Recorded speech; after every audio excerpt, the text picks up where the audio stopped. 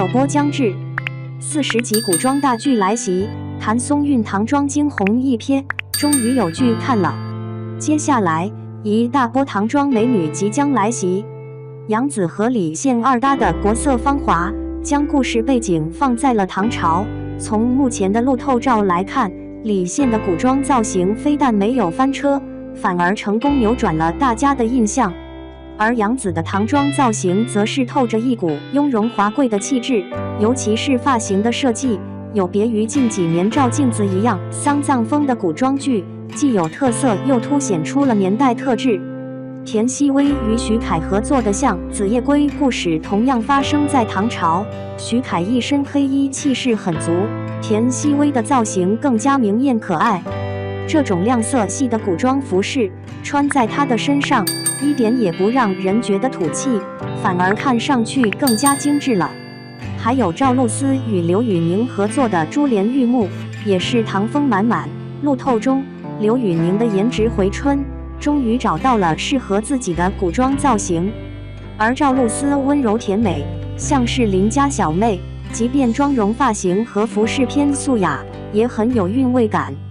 不过要说对这些待播古装剧中哪位唐风美女最期待，毋庸置疑，必然是谭松韵。由刘海波执导，汪红担任编剧，谭松韵、郑业成、陈晓云等一众演员主演的40集古装传奇大剧《蜀锦人家》于昨日杀青，不日将会与大家见面，这回终于有剧看了。01大女主设定，传奇剧走向，非遗宣传剧。《蜀锦人家》是一部典型的大女主剧作，将刻画的主视角放在了季英英、谭松韵饰演这一角色上。她的父亲曾因属洪氏秘方丧命，但季英英醉心于染色，天赋见显，她继承了父亲的衣钵，却也因此让自己身陷险境。季英英凭借着染色技法在蜀地一战成名，引起了觊觎蜀锦技艺的南诏兴趣，在南诏步步紧逼下，整个益州风雨飘摇。季英英以身涉险，担起了保护一干匠人的责任。这种大女主设定的剧集是当下观众们最喜欢的类型。如今女性观众独立思想的崛起，已经对靠男性拯救的女性角色越来越无感了，反倒是这种凭本事搏出一番天地的女主角更为讨喜。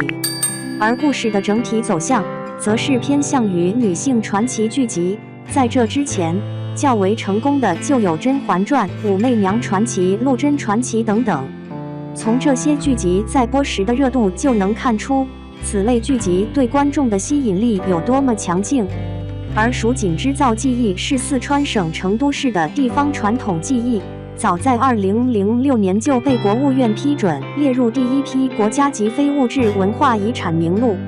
蜀锦不仅历史悠久，且早在战国时期就已经成为重要的贸易品。唐朝时还曾有过唐玄宗入蜀避难，用蜀锦10万匹重振士气的历史故事。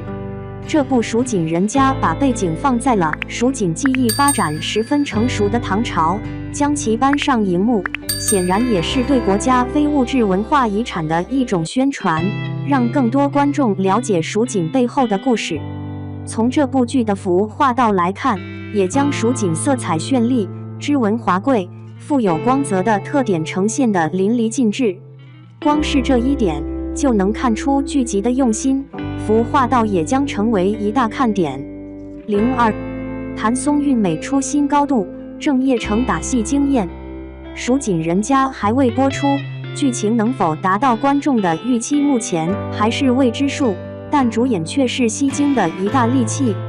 从路透照中女主角谭松韵的服化道来看，当真是让人惊鸿一瞥。无论是粉色裙装的少女感造型，还是雍容华贵颇有大家风范的头饰，都美到让人挪不开眼。从头饰的设计来看也并不复杂，没有过于累赘，但服装质感却比过去的古装剧好不少。色彩选择上不拘泥于白色系，饱和度也高了不少，尤其是这套疑似大婚服的正蓝色套装，把谭松韵衬得更加明媚了。而一身红衣的造型则是让谭松韵饰演的女主颇有皇后的气势，仅只是路透照，氛围感就已经拉满了。但这套俏皮的造型，却给人完全不同的另一种感觉，反而像是吴家有女初长成，无忧无虑，灵动婉约。从形象气质来看，显然是角色前期的状态。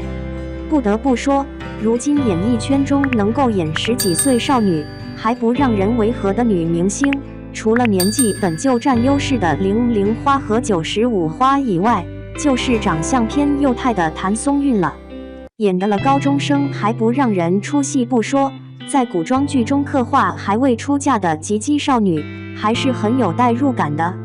再加上谭松韵的演技很是出彩，去年即便是合作吴京、闫妮这样的影帝影后，在《再见李可乐》中的演技也丝毫没有露怯。此次路透中，谭松韵的一个眼神就将人物的破碎感演出来了，而谭松韵身上又带着一种不服输的倔强劲儿，也与女主的人设十分契合，刻画传奇大女主的形象，对谭松韵来说完全不在话下。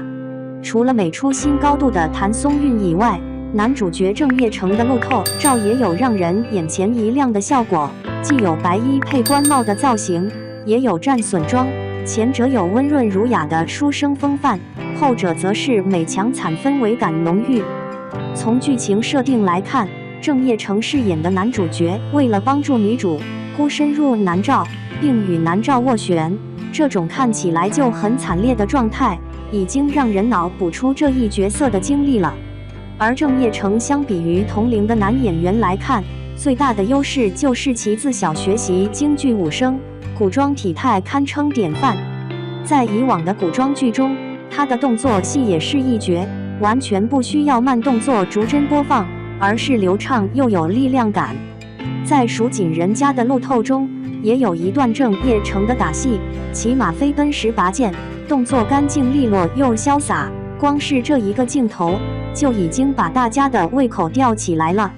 而对于一部古装剧来说，男女主角最不可或缺的 CP 感，在谭松韵和郑业成的身上也已经感受到了，只等这部剧作播出，让观众再一次感受优质古装大剧的暴击了。那么，你对这部戏的选角满意吗？两位演员有没有惊艳到你呢？